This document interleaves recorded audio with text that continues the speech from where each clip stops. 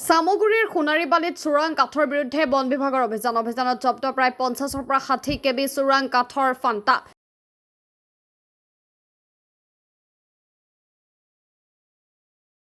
জব্দকৃত কাঠখিনিৰ বজাৰ মূল্য আনুমানিক লক্ষাধিক টকা। সোণাৰীবালিৰ এটা ভিতৰুৱা অঞ্চলৰ এখন বাহনীত কাঠখিনি কোনো দুষ্ট চক্ৰই মজুত কৰি ৰখাৰ সন্দেহ কৰা হৈছে। সম্ভেদ পাই ঘটনাস্থলীত উপস্থিত হোৱা চাপনালা খণ্ড বন বিভাগৰ বিষয়াকৰ্মীয়ে জব্দ কৰে চোৰাং কাঠখিনি।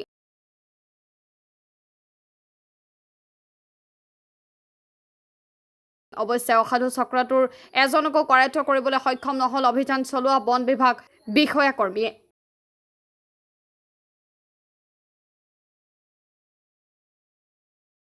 কিবা অভিযান চলাইছিল নেকি? হয়, আমাৰ এটা খবৰ আছিলে। হয়, গোপন খবৰৰ ভিত্তিত আমি অভিযান এটা চলালোঁ। ইয়াত আহি পেলাই এইটো সোণাৰীবালি ঠাইডোখৰৰ নাম।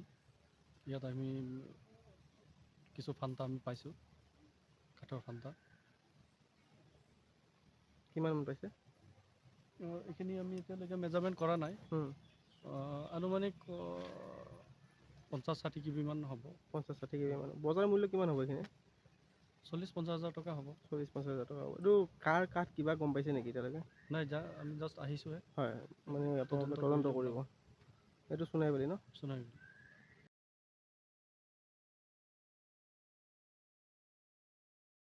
সামগুৰিৰ পৰা ফৰিদ আহমেদৰ ৰিপৰ্ট, টাইমছ মিডিয়া 24।